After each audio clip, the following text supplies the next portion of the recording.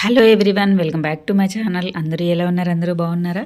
నేనైతే చాలా బాగున్నాను. మీరు కూడా అందరూ బాగుండాలని అయితే మనస్ఫూర్తిగా కోరుకుంటున్నాను. ఈరోజు వీడియో వచ్చేసి బాయిల్డ్ ఎగ్ కర్రీ అయితే చేశానన్నమాట. ముందుగా అయితే 2 టమాటాలు, 4 ఆనియన్స్, 4 ఎగ్స్ అన్నీ రెడీగా పెట్టేసుకున్నాను. కొంచెం వెరైటీగా చేశాను. ముందుగా అయితే పచ్చిమిర్చి, టమాటోస్ బాగా గ్రైండ్ చేశాను మెత్తగా. ఇంకా ఆనియన్స్ కట్ చేసి, కొత్తిమీర కట్ చేసుకొని పక్కన పెట్టేసుకున్నాను. ఈ గ్రైండ్ చేసిన పేస్ట్ కూడా పక్కన పెట్టేసుకొని ముందుగా ప్యాన్ పెట్టేసుకున్న తర్వాత అందులో ఆయిల్ వేసేసి 2 లవంగాలు, 2 మిరియాలు, అలాగే పచ్చిమిర్చి 4 కట్ చేసి వేశాను. కొంచెం జీలకర్ర వేశాను. ఆ తర్వాత ఆనియన్స్ వేసి బాగా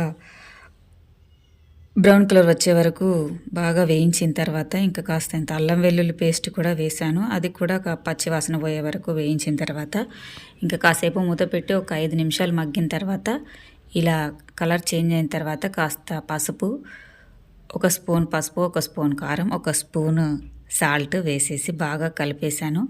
ఇంకా పక్కన పెట్టేసుకున్న ఈ టమాటాను పచ్చిమిర్చి పేస్ట్ ఉంది కదా, దాన్ని కూడా వేసి బాగా కలిపాను. కొంచెం ఆయిల్ పైనకి వచ్చే వరకు ఉడికించి ఇంకా బాయిల్ చేసి కట్ చేసి పెట్టుకున్న ఎగ్స్ని కూడా అందులో వేసేసి బాగా కలిపి కొన్ని వాటర్ పోసాను. కొంచెం కర్రీ లూజ్ అవ్వడం కోసం అయితే కొన్ని వాటర్ పోసాను అనమాట.